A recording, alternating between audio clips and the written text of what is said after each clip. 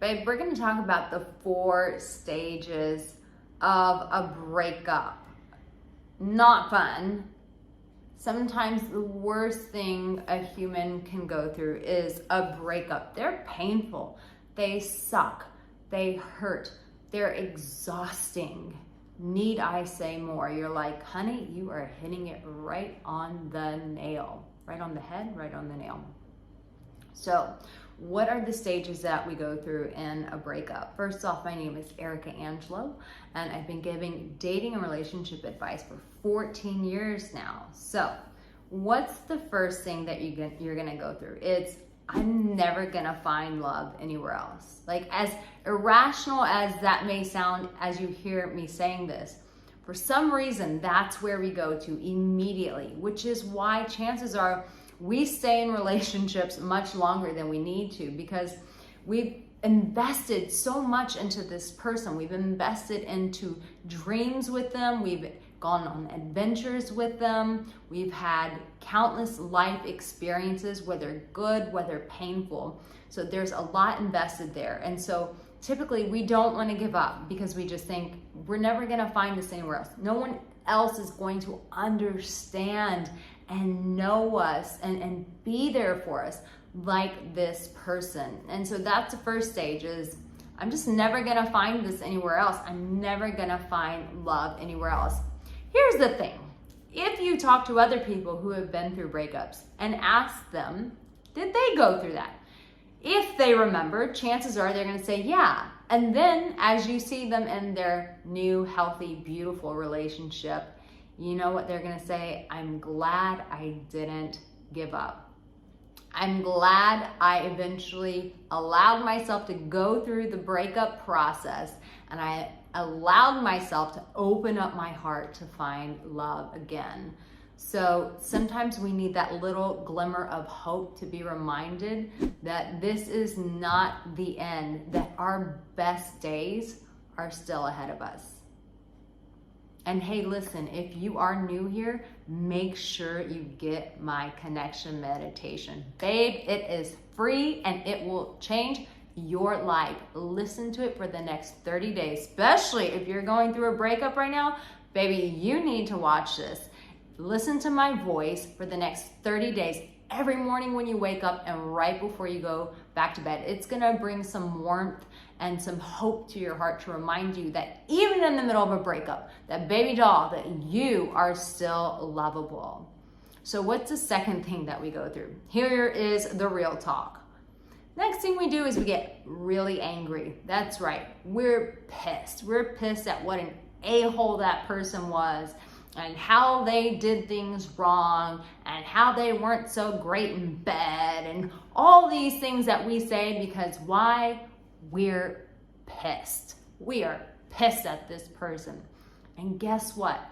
You need to be pissed. I know we villainize anger so much. Oh my God, it's so scary. It's such a bad emotion. BS.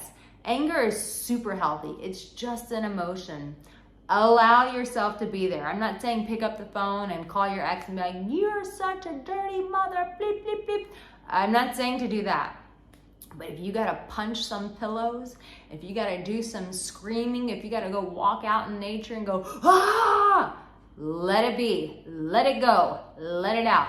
But the longer you keep that anger in, the longer you prolong your pain, baby doll. That's how it works.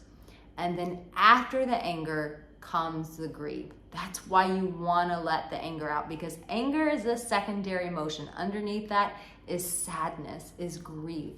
And so we want to let the anger out so that the grief can come out. And when the crying comes, doesn't make you weak, makes you strong. Strong people cry.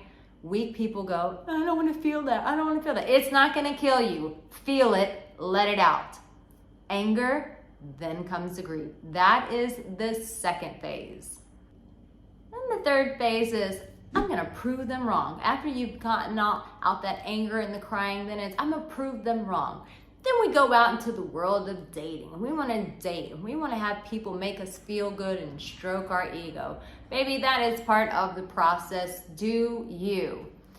But just keep in mind that it is part of the process, and don't stay there for the next 10 years. It's just part of the process. Sometimes our ego needs to be stroked and we're like, and I know you're probably going, I heard the ego was bad. Read some trauma books, they say otherwise. A little bit of ego is actually healthy. It's just not allowing it to dominate your life. That's a whole other topic. But we're gonna go out and date. We're gonna prove them wrong. And really what we're doing is we're trying to remind ourselves that we are valuable. And that's the hardest thing about a breakup. This is real talk, pay attention. The meat of this is, most of the time, you want to stay to the end because I'm going to share something very powerful with you that will revolutionize your life. Chances are you may be feeling like you're not valuable, because if you were valuable, they would have fought for you. If you were valuable, they would have changed. It may sound irrational, but those are the thoughts that we think. The truth is that the next phase, after you've gone out and you've proved them wrong and you started feeling good, the root of it is we come back to ourselves. And I have a wonderful video that I want you to watch. Watch it right here, where it says, How I Learned to Love Myself. And I share my own private journey, so make sure you check that video out. But the fourth thing is we have to come back to ourselves, because we feel that disappointment, we feel that betrayal, we feel that hurt. We start to question our own value. We start to question our own worth. And sometimes those questions can only come from answers within.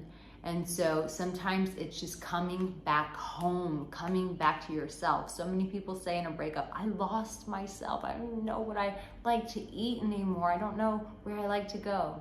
This is a time to start coming back to yourself. Nurture yourself. Don't push yourself. Be out in nature. Spend some quiet time alone. Find your peace. Do the things that anchor you back to peace. Music, nature, food, friends who love you, nice bath, good wholesome movies. Whatever you do, come back home. This is the most important thing that you can do, because you'll never be able to find love again if you're constantly giving pieces of yourself to the world and not feeding back to yourself. And listen, I know all of this is good and dandy. So the reality is it's gonna be a journey. It's gonna be a road.